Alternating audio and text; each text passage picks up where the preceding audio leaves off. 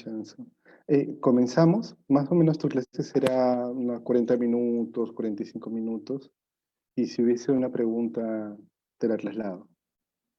Vamos a comenzar entonces. Muy buenas tardes a todos los amigos y amigos del Instituto Jurídico Fundamentos. El día de hoy tenemos el honor y el gusto de comenzar este curso internacional de Derecho a los Contratos con el profesor Vincenzo Barba. Profesor Vincenzo Barba ya nos ha acompañado en diversas actividades del Instituto, además que es director de la sección de Derecho y Sucesiones del portal web del Instituto Fundamentos. El profesor Barba es profesor ordinario de la Universidad La Sapienza de Roma, la más importante de Roma, y también es un jurista con mucha comunicación con el mundo de América del Sur, con el derecho cubano, y es miembro de diversas instituciones académicas, revistas, publicaciones, y él mismo es autor de diferentes libros y contribuciones. El día de hoy, la clase del profesor Barba comenzará con el tema la celebración del contrato, con lo cual le dejamos el uso de la palabra al profesor, no sin antes nuevamente agradeciéndole por su presencia el día de hoy. Vincenzo, te escuchamos con mucha atención. Querido Carlos, muchas gracias por tu amabilidad, muchísimas gracias al instituto para invitarme otra vez y para depositar esa confianza en mí. Es un placer para mí empezar este curso sobre el derecho de contrato. Y la clase de hoy es dedicada especialmente al tema de la perfección de los contratos. La perfección de los contratos. Y para, obviamente, según la disciplina de la perfección del contrato del derecho italiano. En el derecho italiano, la perfección del contrato y entonces el consentimiento está regulado en los artículos de 1326 hasta al 1342. Este dato es muy importante porque ya nos aclara que la regulación de la perfección del contrato en el derecho civil italiano, en el Código Civil italiano, es muy distendida y entonces es una disciplina muy amplia. Esto es un dato muy importante porque todo el mundo sabe que en los códigos europeos la disciplina, la regulación de la perfección del contrato es generalmente una disciplina, una regulación muy estricta, muy corta.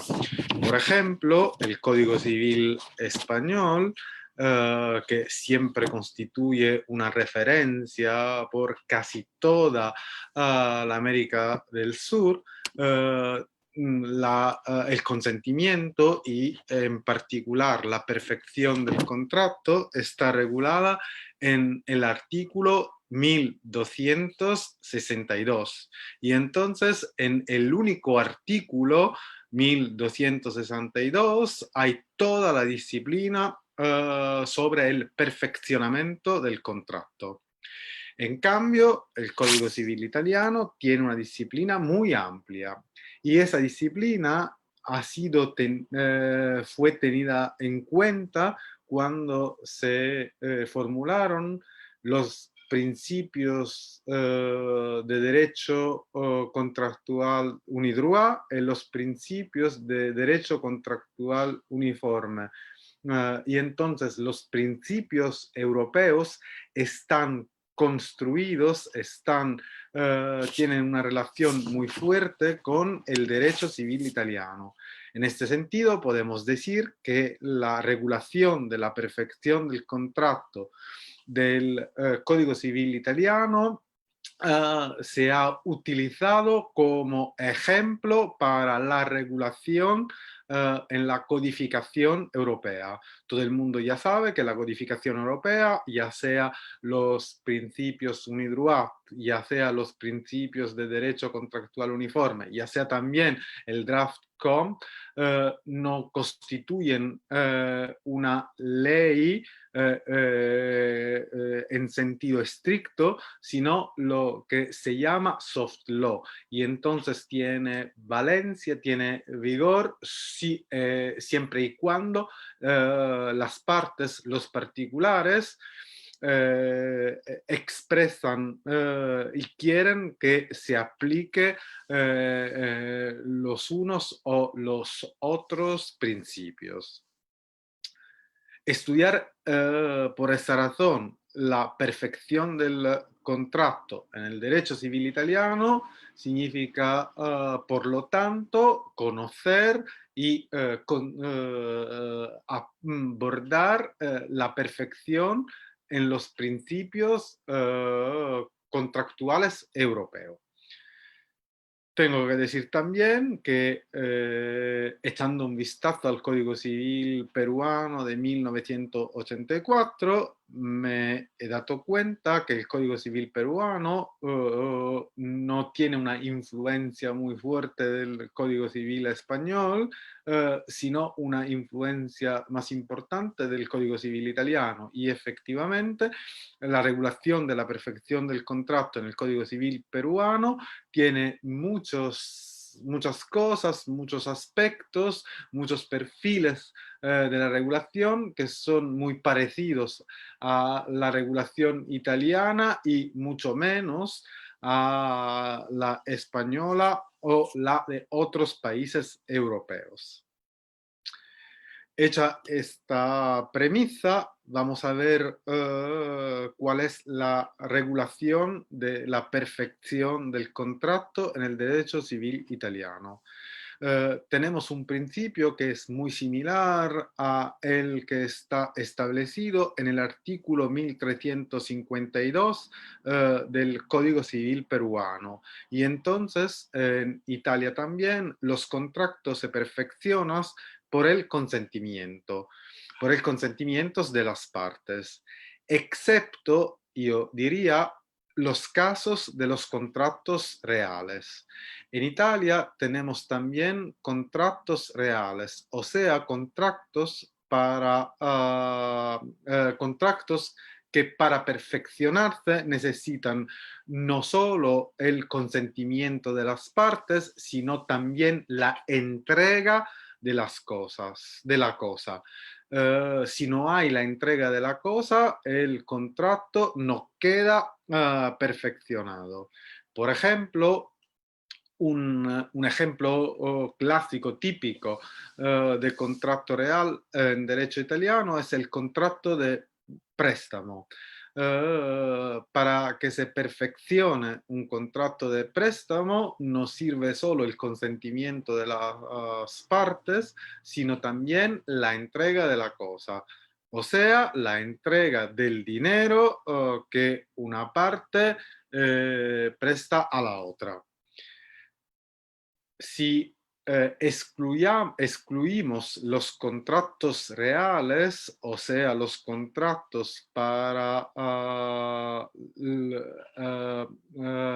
el cuyo perfeccionamiento es necesario el consentimiento y la entrega de la cosa, los demás contratos se perfeccionan por el consentimiento.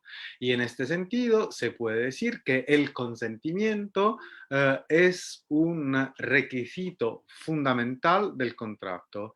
Y efectivamente el artículo 1325 del Código Civil italiano establece que los requisitos del contrato son el consentimiento, el objeto, la causa y por último la forma, siempre y cuando la forma está señalada por la ley bajo sanción de nulidad. No diría que en Italia existe un principio, como en el Código Civil peruano, de libertad de forma, porque no hay un precepto que expresamente establezca que la forma es libre. Y entonces diría que en Italia no existe un principio de libertad de forma. A pesar de esa consideración de carácter muy general, tenemos que decir que la forma es un requisito, ¿no? Siempre y cuando está señalada por la ley bajo sanción de nulidad. Dicho eso, ¿qué es el consentimiento? Aquí tenemos dos definiciones de consentimientos. Por una parte se dice que el consentimiento sería el encuentro de las voluntades de las partes. O por otra parte se dice que el consentimiento sería la fusión de las voluntades de las partes.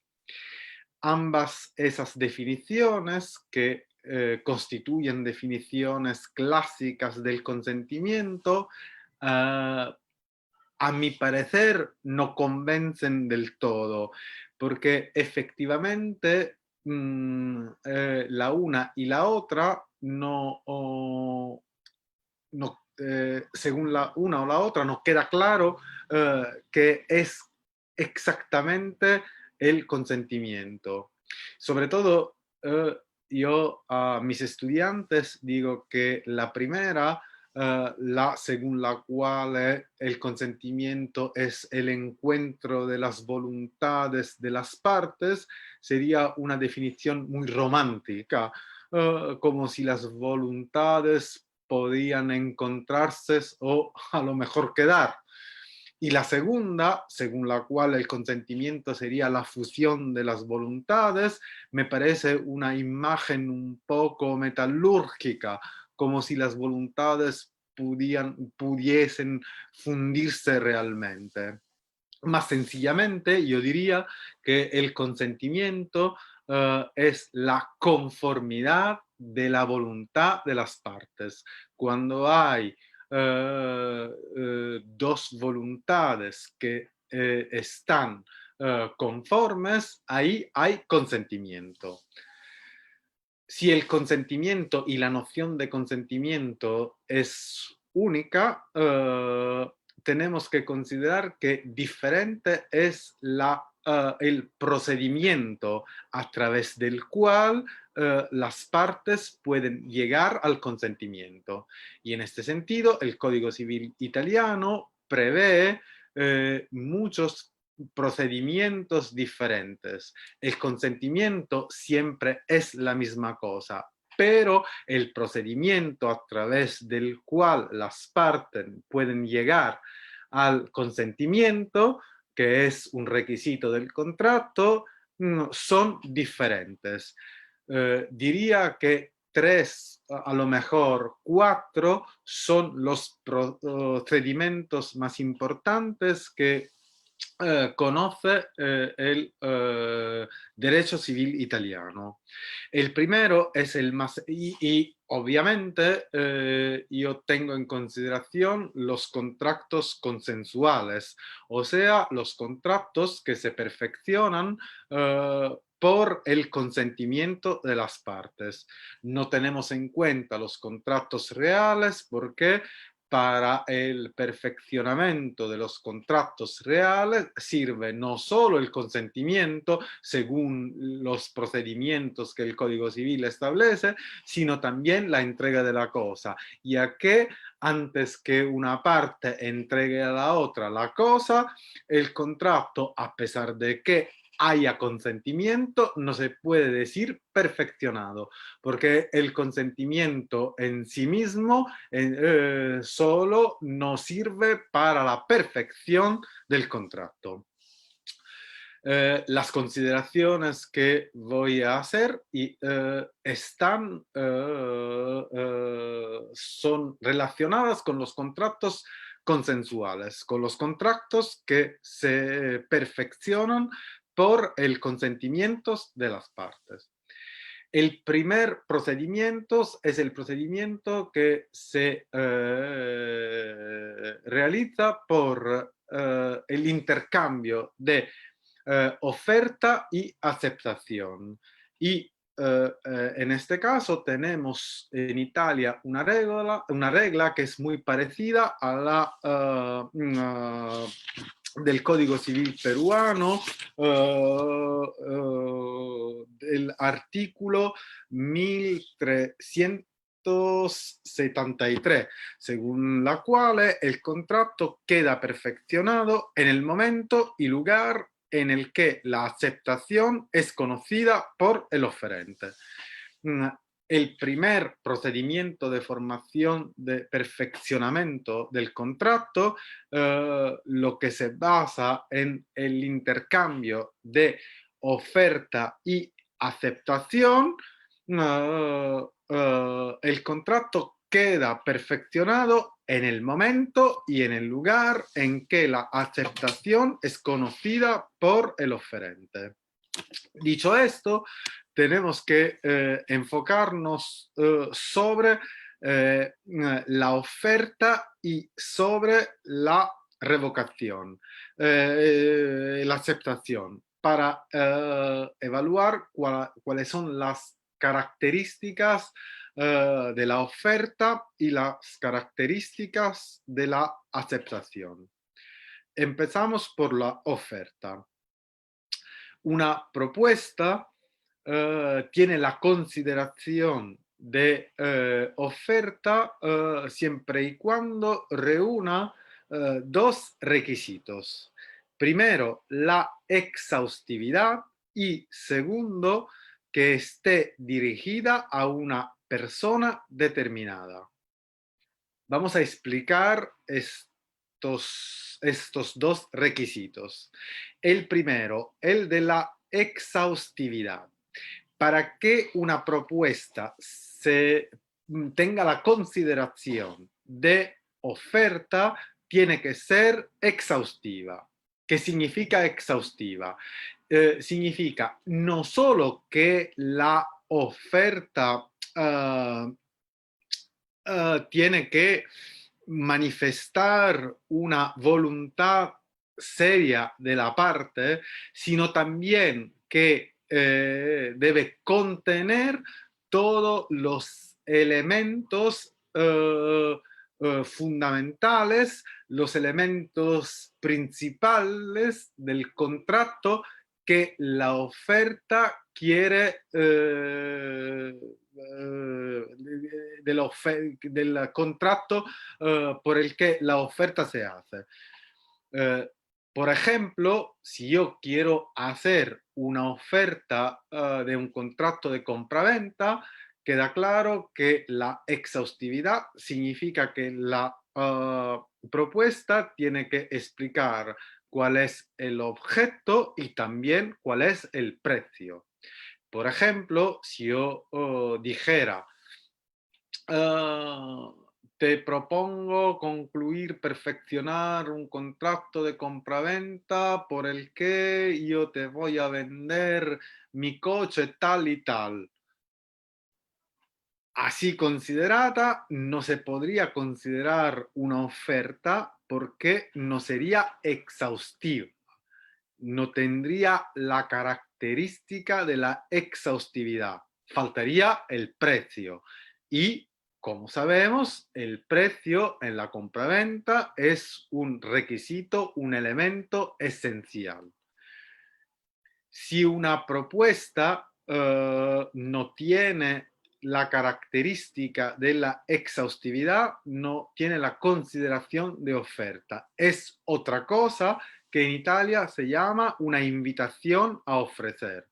No es un acto irrelevante en el procedimiento de formación del contrato, pero no tiene la consideración de oferta. Sería un acto con el que se abre la negociación, pero que no tiene el efecto típico de una oferta. La segunda característica que una propuesta debe tener para que tenga la consideración de oferta es que tiene que ser dirigida a una persona determinada. Esta afirmación me permite hacer unas consideraciones sobre la teoría de los actos recepticios. Cuando en Italia hablamos de los actos jurídicos unilaterales, especialmente los negocios jurídicos unilaterales, tenemos que diferenciar entre los actos recepticios y lo que no son recepticios. ¿Cuál es la diferencia? ¿Cuándo es un acto recepticio y cuándo no lo es? Decimos que un acto jurídico es recepticio cuando está dirigido a una persona determinada. Por esta razón, la oferta, la aceptación, la revocación de la oferta, la retractación de la aceptación se tienen que considerar como actos recepticios, o sea, actos que están dirigidos a una persona determinada. En cambio, existen actos jurídicos unilaterales que no son recepticios, o sea, que no están dirigidos a una persona determinada.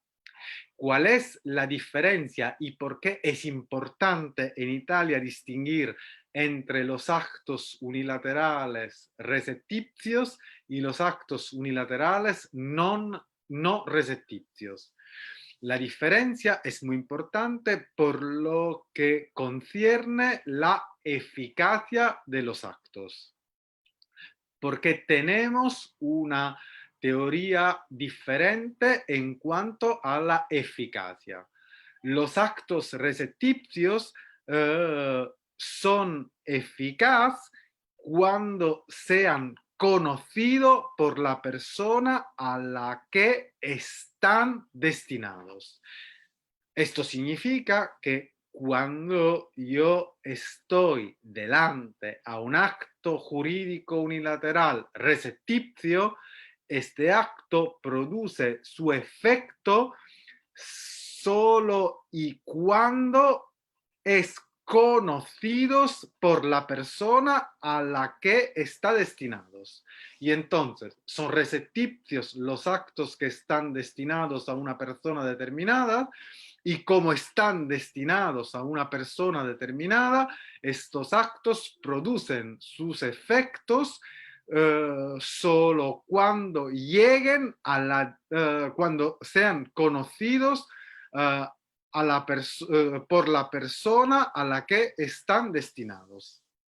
En cambio, los actos unilaterales y los negocios jurídicos unilaterales no recepticios, o sea que no están dirigidos a una persona determinada, producen sus efectos en el mismo momento en el que son celebrados. Por ejemplo, el negocio con el que voy a disponer, con el que voy a aceptar la herencia, es un negocio unilateral no recepticio. Y entonces este negocio jurídico, lo de la aceptación de la herencia, que es unilateral, produce su efecto, produce sus efectos en el momento en el que la persona lo celebra y nos sirve que llegue a destinación de alguien. Y eso porque es un acto jurídico que no está por definición destinado a una persona determinada.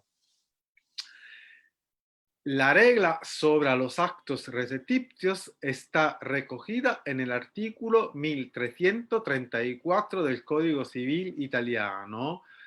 Este artículo, este precepto, establece con carácter general que todos los actos recepticios y entre ellos la oferta, la aceptación y la revocación de la oferta o de la aceptación son actos recepticios. Esto significa que están dirigidos a una persona determinada y por lo tanto que van a producir sus efectos siempre y cuando sean conocidos por la persona a la que están destinados.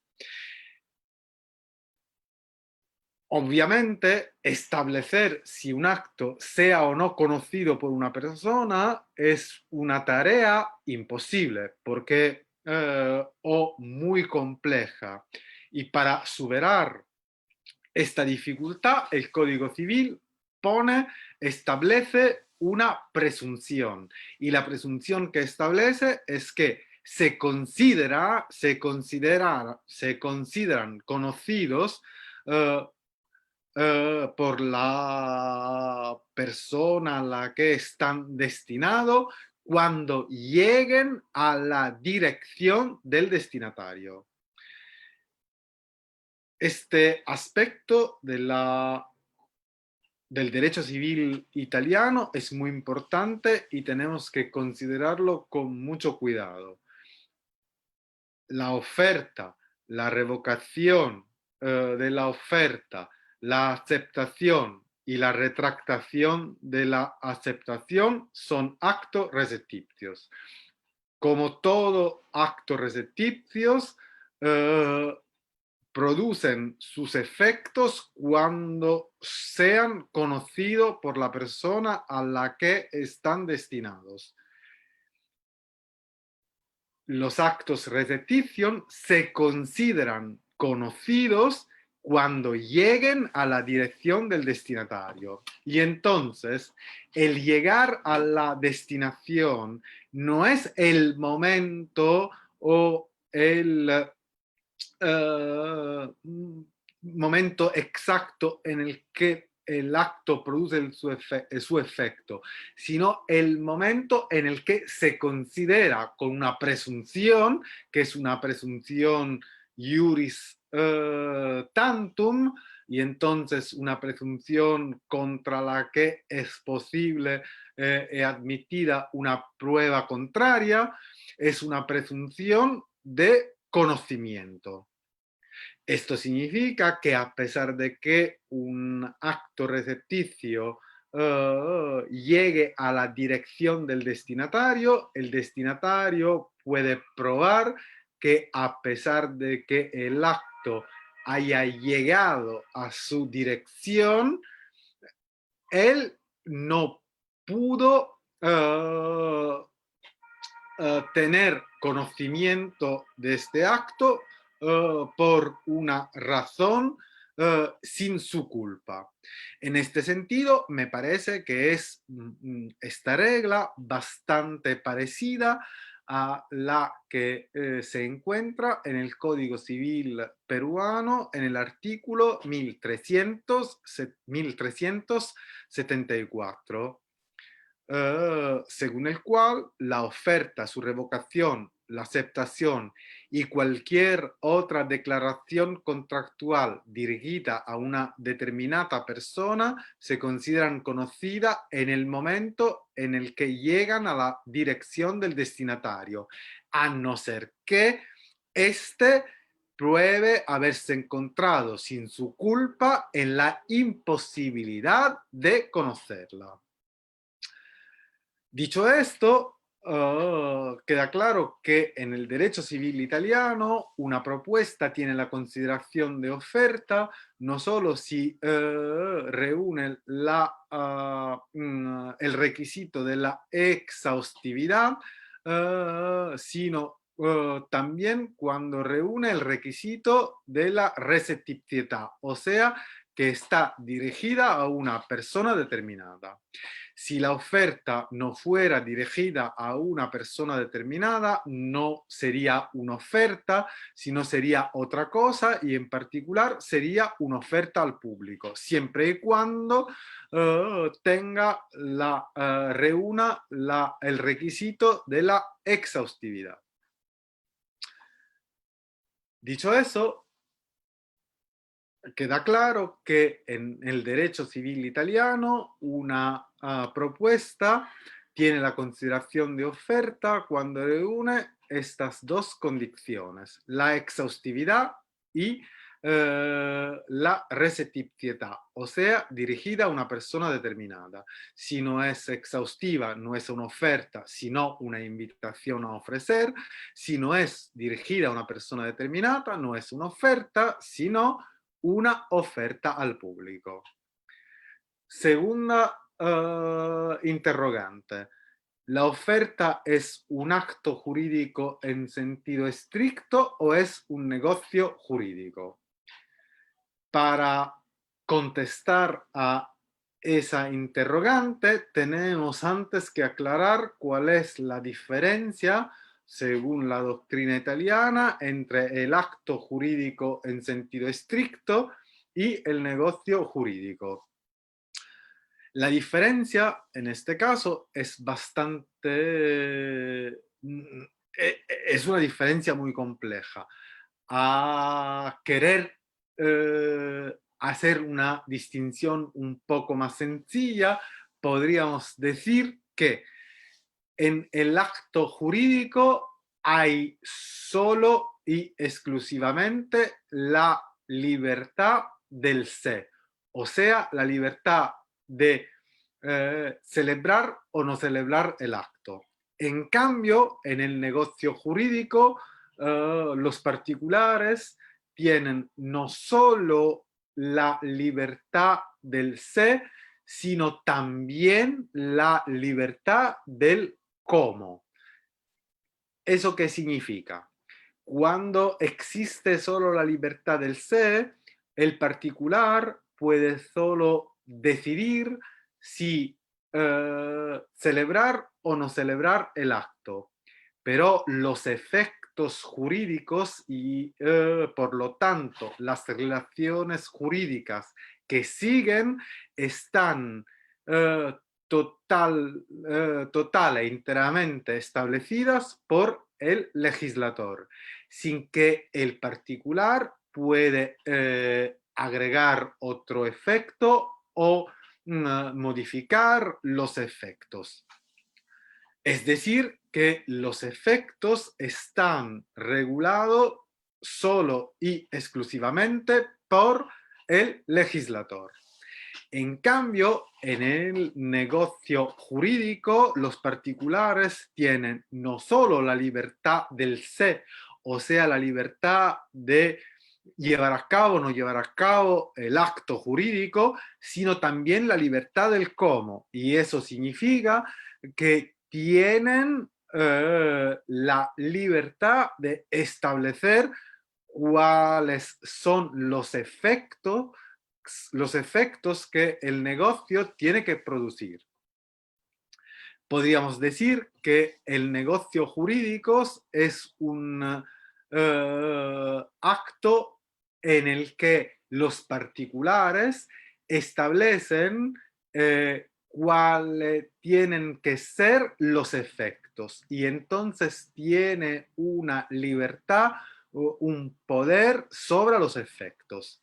En este sentido, es muy sencillo que, por ejemplo, el reconocer un hijo extramatrimonial es un acto jurídico, ya que los padres pueden decidir si llevar a cabo o no llevar a cabo el reconocimiento del hijo extramatrimonial.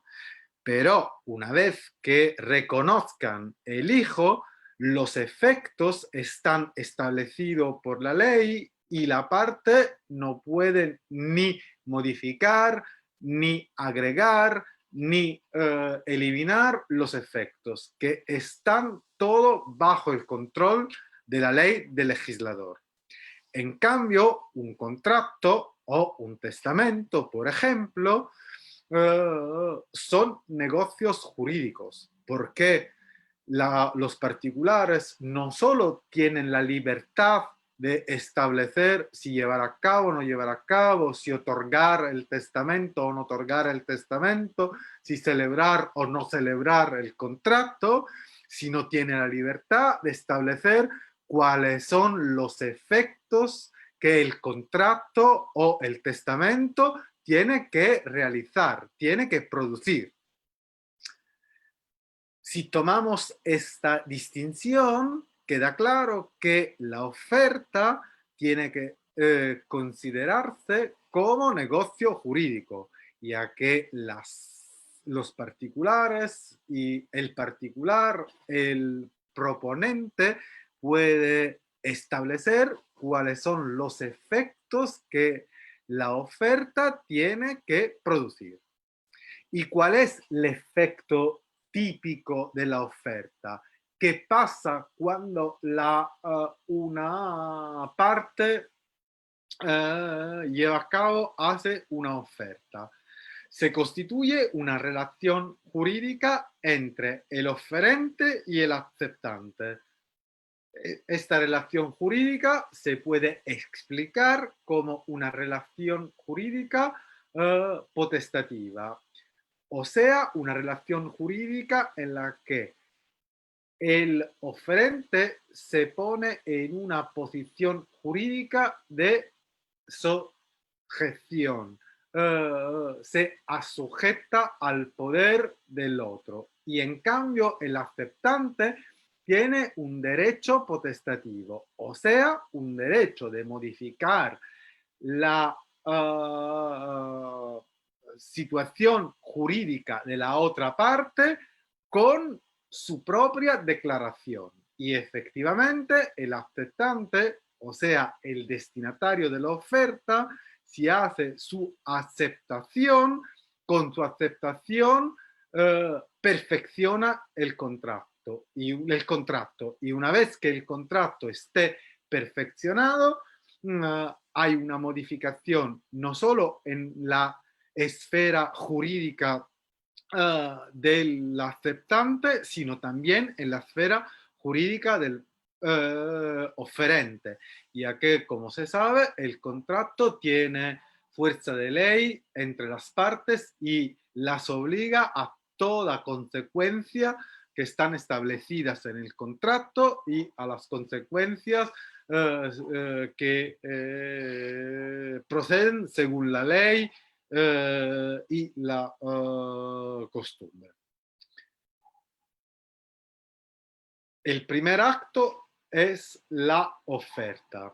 El segundo es la aceptación. Para que un acto tenga la consideración de aceptación, tiene que reunir dos requisitos. Como la propuesta para que tenga la consideración de oferta tiene que reunir dos requisitos, también el acto de aceptación, para que sea aceptación en sentido correcto, tiene que reunir dos requisitos. El primer tiene que ser conforme a la oferta, y el segundo tiene que ser tiene que respetar el requisito de la tempestividad, o sea, que la aceptación llegue dentro el plazo establecido o en ausencia de un plazo expresamente establecido, en el plazo que depende según su naturaleza.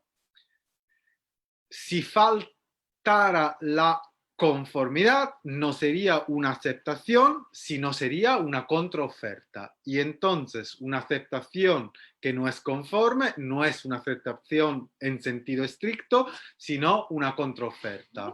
Lo que significa que se van a intercambiar las posiciones de las partes, porque la que hizo la oferta se vuelve en aceptante, y en cambio lo que hace la aceptación se vuelve en oferente. La segunda tiene que ser tempestiva, porque si no lo fuera sería una aceptación tardía. La aceptación tardía generalmente no sirve para concluir el contrato, a no ser que sea considerada eficaz por la parte que acepte. En este caso, diría que la regulación de la aceptación tardía en el Código Civil peruano es la misma que encontramos en el Código Civil italiano. Para que un acto sea considerado, tenga la consideración de aceptación, tiene que ser conforme. Si no fuera conforme no sería una aceptación, sino una contraoferta, y tiene que llegar dentro del plazo establecido, porque si no fuera así, sería una aceptación tardía. Y la aceptación tardía por sí misma no sirve para perfeccionar el contrato, ya que el contrato se perfecciona siempre y cuando la otra parte la considera eficaz.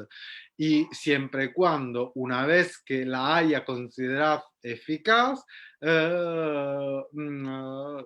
dé pronto aviso a la otra de su intención, voluntad de considerarla eficaz. Tanto la oferta como la aceptación pueden ser revocadas. Y entonces tenemos la revocación. ¿Qué es la revocación? La revocación es un acto jurídico que produce el efecto de eliminar el efecto de un acto anterior. Y entonces tenemos la propuesta produce sus efectos. Si hay una revocación de la propuesta, el efecto de la revocación de la propuesta sería de quedar sin efecto la propuesta, o sea, de eliminar los efectos que la propuesta misma había producido. Como la revocación es considerada un acto receptizio, la revocación es eficaz siempre y cuando llegue al destinatario, a la persona a la que está destinada. Y entonces la persona a la que está destinada no es otra persona que el aceptante. En este caso creo que es muy importante distinguir entre la revocación y la retractación. ¿Cuál es la diferencia entre la revocación y la retractación? La revocación, como es un acto igual y opuesto al otro, tiene que presuponer que el acto anterior ya haya producido sus efectos. En cambio, si el acto aún no ha producido su efecto, no se puede revocar, sino se puede solo retractar. Hago un ejemplo para que quede un poco más claro lo que estoy diciendo. Supongamos que fulano hace una oferta a Mengano. Supongamos que Mengano conozca la oferta. Una vez que Mengano conozca la oferta produce sus efectos. Una vez que la oferta haya producido sus efectos, antes de que el contrato sea perfeccionado, el oferente puede revocar. En este caso, se trata de una revocación, ya que la revocación queda sin efectos, sirve para eliminar los efectos que había producido la anterior oferta. En cambio, ¿qué pasa si fulano hace una oferta a Mengano, pero antes de que llegue a conocimiento y entonces antes de que llegue a la dirección de Mengano, la oferta llega a su dirección la, entre comillas, revocación. En este caso no sería una revocación en sentido estricto, sino sería una retractación, porque este acto no sirve para eliminar los efectos de un acto que ya ha producido sus efectos, sino sirve para impedir que el acto produzca sus efectos en su momento. Y efectivamente, si fulano recibiera ante la revocación, que es verdaderamente una retractación, y después la oferta no produciría ningún efecto, ya que la revocación, que es verdaderamente una retractación, impide que la oferta produzca sus efectos. Esta distinción entre revocación y retractación, que parece demasiado casi inútil, porque al fin y al cabo, sea revocación, sea retractación, lo que queda claro es que el oferente, que la oferta no tiene efecto. Esta distinción es muy importante y es muy importante sobre todo si tenemos en cuenta la disciplina, la regulación de la oferta irrevocable.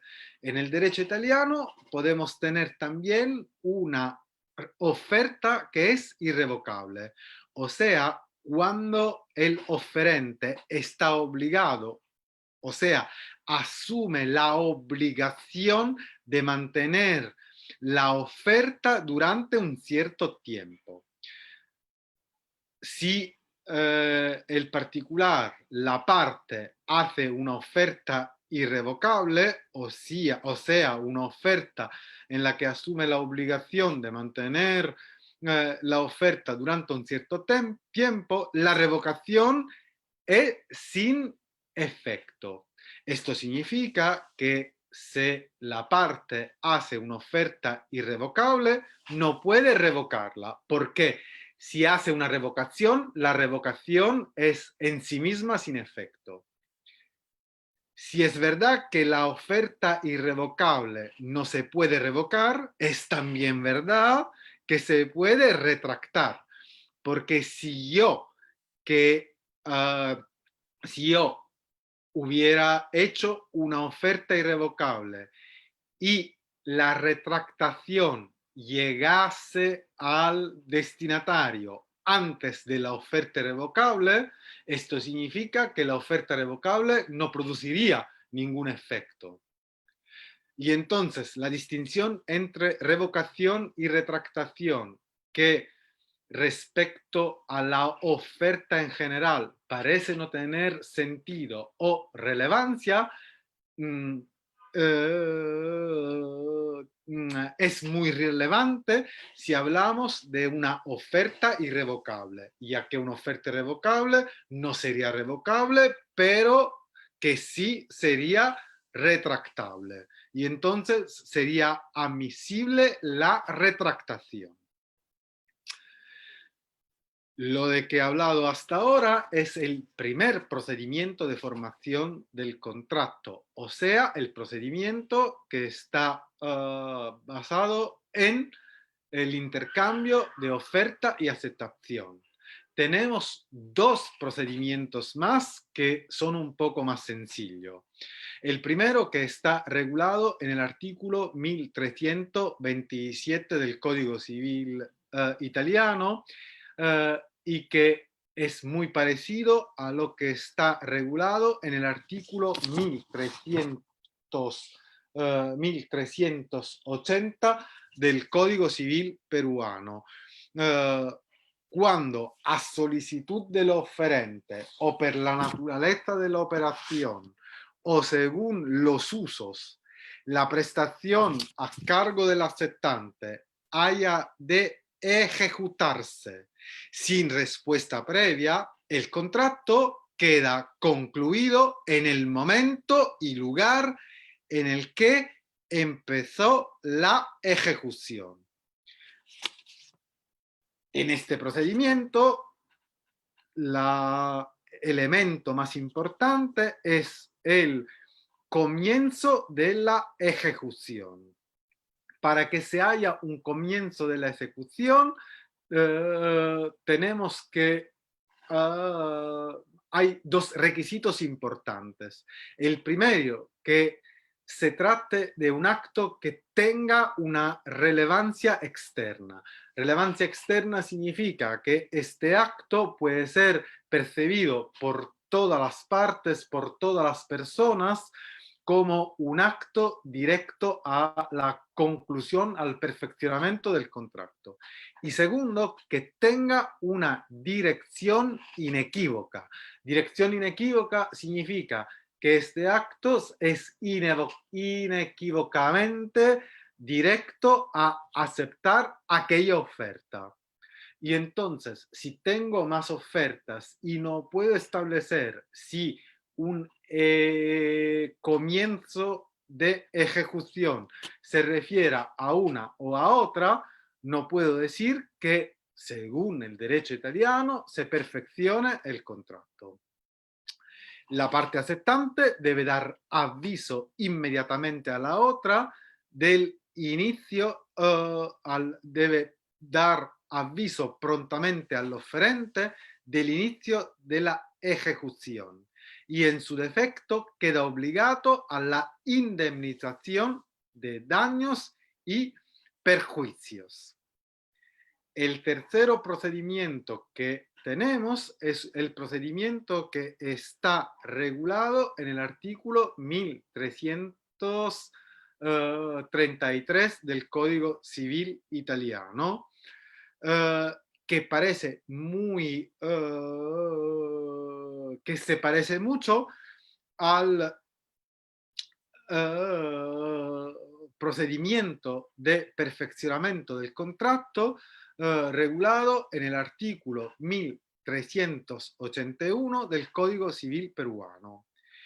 Una oferta que tenga por objeto la celebración de un contrato que implique obligaciones únicamente por el oferente es irrevocable tan pronto como sea conocida por la parte a la que va destinada. El destinatario podrá rechazar la oferta dentro del plazo que exija la naturaleza del negocio o la costumbre.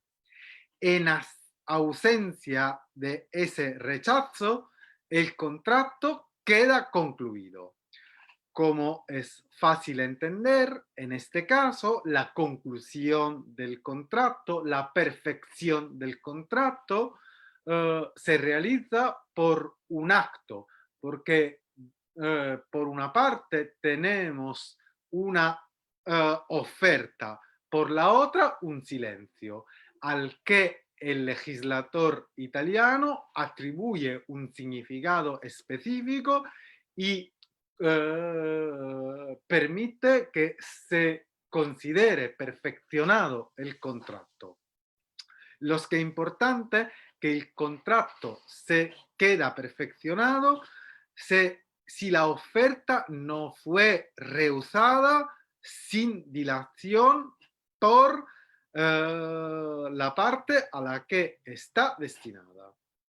Total, a mí me parece, a pesar de que, sobre todo en la explicación de estos dos últimos procedimientos de formación del contrato, de perfeccionamiento, de perfección del consentimiento, no, no pude explicar como quería porque el tiempo ya casi ha terminado. Lo que puedo decir es que en el procedimiento de formación, de perfeccionamiento del contrato, el Código Civil italiano y el Código Civil peruano se parecen mucho. Y entonces el intercambio entre la doctrina italiana y la doctrina peruana me parece en este ámbito muy preciosa y muy importante. Y yo mismo estoy muy honrado de hacer ese curso porque me consenté de compartir ese conocimiento y me enriquece mucho porque el Código Civil peruano me parece en este caso muy interesante y creo que es posible trabajar juntos para una elaboración que sea importante. Y me parece también que el Código Civil peruano ha sido tenido en cuenta en los principios de contrato de Latinoamérica, ya que los principios de contratos de Latinoamérica creo que hayan llevado mucho del Código Civil peruano. Muchísimas gracias por la atención. Carlos, ¿estás? Agradecemos, Carlos. agradecemos sobremanera al profesor Vincenzo Barba, pero Vincenzo por esta brillante exposición y los esperamos en la próxima clase del curso de contratos con el profesor Barba el 17, ¿sí? El 17, sobre que se tratará de la eficacia del contrato, los efectos entre las partes y terceros. Vincenzo, muchas gracias por tu exposición y te Muchas esperamos el gracias a próximo ti. 17. Gracias, muchas gracias y Muchas a gracias todos a ti, Carlos, y buenas noches a todos. muy buenas Buenas noches. tardes a los amigos que Muchas nos... gracias, Vincenzo. Muchas gracias. Buenas tardes a todos ustedes, muy buenas noches en Italia. Muchísimas gracias, profesor. Muchas gracias.